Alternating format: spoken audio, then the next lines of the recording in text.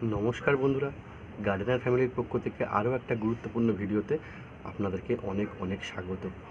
বন্ধুরা, এখন তো গরমকাল, তাই এই গরমকালে কিছু সবজি তো আমরা ছাদে লাগাবো। অনেকে শাক, লাউ, কুমড়ো, চিচিঙ্গা এসব লাগায়। আমরা সেই সব গরমের ফসলের মধ্যে একটা ফসল এবার ছাদে লাগাবো। সেই ফসলটা নিয়ে, সেই সবজিটা নিয়ে আজকে আমরা কথা বলবো। আজকে যে সবজিটা আমরা লাগাবো সেটা হলো বটবটি গাছ। বন্ধুরা, বটবটি গাছ মাটিতে চাষ করা যায়, টবেও চাষ করা যায়। তো এখন তো নতুন নতুন ছাদ বাগানেরা ছাদে সব রকমই চাষ করার চেষ্টা করছেন। বটবটি গাছও কিন্তু আমরা ছাদে ভালোভাবে লাগাতে পারি। বটবটি গাছ লাগানোর কিছু নিয়ম আছে। সেই ভাবে যদি আমরা বটবটি গাছ লাগাতে পারি তাহলে কিন্তু আমরা অনেক ভালো ফলাফল পাবো। তো চলুন বন্ধুরা, আজকে বটবটি গাছ কীভাবে লাগাবো সেই সবগুলো আমরা দেখে নেব। প্রথমে আমরা বাজার থেকে বটবটি দানা, খুব ভালো মানের দানা কিন্তু কিনতে হবে। কারণ বাজারে অনেক ধরনের দানা পাওয়া যায়, যেসব দানাগুলো কিন্তু আসলে ভালো না। তাই ভালো দোকান থেকে, ভালো জায়গা থেকে আপনারা বটবটির ভালো দানা কিনে নিয়ে আসবেন, যাতে গ্যারেন্টি দানা বলে যে এইসব দানাগুলোতে ম্যাক্সিমাম গাছ হয়। সেই সব ধরনের দানা কিন্তু আপনারা কিনে নিয়ে আসবেন। কারণ আমরা তো চাষ করছি না, আমরা 2-4টে গাছ বসাবো, সেখান থেকে যা ফল হবে আমরা সেটাকে নেব। তাই যারা চাষ করে তাদের যদি দানা নষ্টও হয়, তাদের অনেক দানা থাকে, অসুবিধা হয় না। কিন্তু আমাদের একটু ভালো মানের দানা কিনতে হয়, যাতে প্রত্যেকটা দানা থেকে গাছ হওয়া প্রায় সম্ভব। তাই সেই ধরনের দানা কিনবেন, ভালো দানা জিজ্ঞাসা করে নেবেন যে এটা ভালো দানা হবে তো, সেই ধরনের দানা আপনারা কিনবেন। তো দানা তো আপনারা বাজার থেকে বটবটি দানা কিনে নিয়ে চলে এলেন। এবার দানাগুলো অন্তত 1 থেকে 2 দিন ভিজিয়ে রাখবেন। 1 দিন ভিজিয়ে রাখলে যথেষ্ট। ভালোভাবে 24 ঘন্টা কি 48 ঘন্টা আপনারা ভিজিয়ে রাখবেন দানাটাকে ভিজিয়ে রাখার পর, যতক্ষণ দানাটাকে ভিজিয়ে রেখেছেন ততক্ষণ আপনারা যে টবে বসাবেন বা যে ক্যারেটে বসাবেন, দেখতে পাচ্ছেন আমার একটা সোলার ক্যারেট আছে, বা এই পাশে একটা পেটি আছে। আমি এই সোলার ক্যারেটে গাছটাকে বসিয়েছি।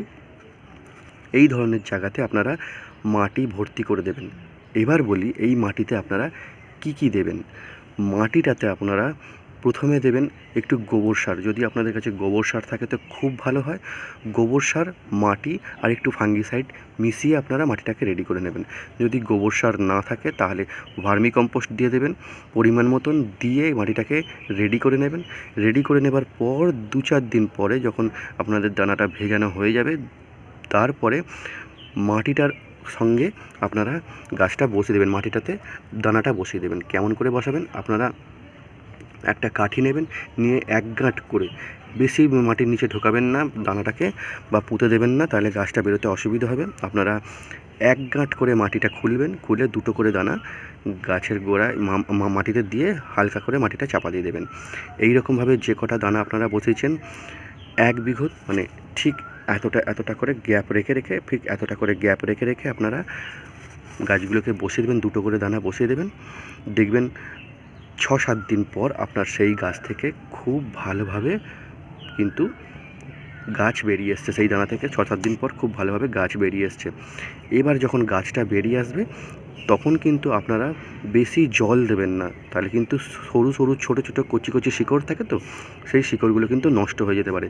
যতদিন না গাছটা বের হচ্ছে ততদিন দানাতে ভালোভাবে জল ভিজিয়ে রাখবেন, বা জল দিয়ে যাবেন, মাটিটাতে জল দিয়েই যাবেন যাতে ভিজে থাকে। কিন্তু যখন গাছটা বেরিয়ে আসবে বা গাছের পাতা বের হয়ে যাবে, তখন কিন্তু গাছের গোড়ায় অতিরিক্ত জল দেবেন না। অতিরিক্ত জল দিলে গাছের গোড়াগুলো পচে গিয়ে প্রত্যেকটা গাছ নষ্ট হয়ে যাবে। দেখতে পাচ্ছেন আমার এই গাছগুলো কত সুন্দর হয়েছে। এই গাছগুলো, সব গাছগুলো কিন্তু খুব হেলদি গাছ হয়েছে। একটাও গাছ কিন্তু এখানে আনহেলদি না। এই গাছগুলো খুব হেলদি হয়েছে। কারণ কি, আমি এই প্রসেসেই গাছগুলো বসাই। আর গাছ বেরিয়ে যাওয়ার পর কিন্তু জল অবশ্যই একদম বুঝে শুনে যাবেন, যাতে গাছের গোড়া পচে গিয়ে গাছ না নষ্ট হয়ে যায়। কারণ এই সময় যদি গাছটা হেলদি হয়, তবেই কিন্তু আপনাকে ভালো ফল দেবে। তাই এই সময় আপনাকে গাছটা হেলদি করে তুলতে হবে। এখনই যদি গাছটা হেলদি না হয়ে যায় বা একটু দুর্বল প্রকৃতির হয়, তাহলে কিন্তু সেই গাছটা থেকে ফল হওয়ার সম্ভাবনা খুব কম থাকবে। তাই এখনই গাছটাকে হেলদি করবার জন্যে গাছের গোড়ায় জল একটু কম দেবেন, পরিমাণ মতন জল দেবেন, যাতে গাছটার ক্ষতি না হয় সেরকম জল দেবেন। গাছটাকে বাঁচিয়ে রাখার চেষ্টা করুন, দেখবেন আপনার অনেক ভালো ফল পাবেন। তাই এইভাবে আপনারা বরবটি গাছের গোড়া মেনটেন করবেন। এইবার কী করবেন, যখন কচি কচি পাতাগুলো বের হবে তখন দেখবেন যেন কোনো রকম পোকামাকড়ের উপদ্রব না হয়। এই যে কচি কচি পাতাগুলো আছে, এই সব কচি কচি পাতাগুলো কিন্তু পোকায় নষ্ট করে দিতে পারে। তাই বন্ধুরা, আপনাদের কাছে যে ফাঙ্গিসাইড আছে বা যে ইনসেকটিসাইড আছে, সেই ইনসেকটিসাইডটা আপনারা 10 দিন অন্তর স্প্রে করে দেবেন। আপনারা নিম তেল ইউজ করতে পারেন বা আপনারা প্রফেক্ট সুপার বলে একটা ওষুধ পাওয়া যায়, সেইটা 1 লিটার 1 গ্রাম জলে 1 লিটার 1 ml এই হিসাবে গুলে আপনারা স্প্রে করে দেবেন। 1 ml 1 লিটার জলে গুলে আপনারা স্প্রে করে দেবেন 10 দিন অন্তর। তাহলে গাছটাতে কোনো রকমভাবে পোকামাকড়ের আক্রমণ হবে না, গাছটা খুব হেলদিভাবে বেড়ে উঠবে এবং সব পাতাগুলো খুব সঠিক থাকবে, নষ্ট হবে না। কারণ পাতাগুলো যদি ঠিক না থাকে তাহলে গাছটা কী করে হবে। তাই বন্ধুরা, পাতাগুলো, গাছের হেলথ, গাছের স্বাস্থ্য, এগুলোর দিকে নজর রাখবেন যাতে ভালো থাকে। ছোটোবেলায় এগুলো স্বাস্থ্যবান থাকলে তবেই এগুলো বড় হয়ে খুব ভালো আপনাকে বরবটি দেবে। তাই এইভাবে আপনারা পরিচর্যা করুন, দেখবেন আপনার বরবটি গাছ খুব ভালো হবে।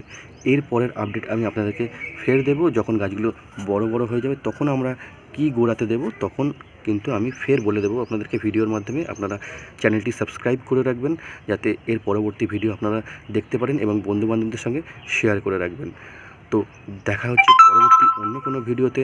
ততক্ষণ ভালো থাকবেন, সুস্থ থাকবেন, আর খুব তাড়াতাড়ি বরবটি গাছ আপনারা বসিয়ে ফেলুন, নাহলে কিন্তু লেট হয়ে যাবে। তো চলুন, দেখা হচ্ছে পরবর্তী অন্য কোনো ভিডিওতে। ততক্ষণ ভালো থাকুন, সুস্থ থাকুন। ধন্যবাদ।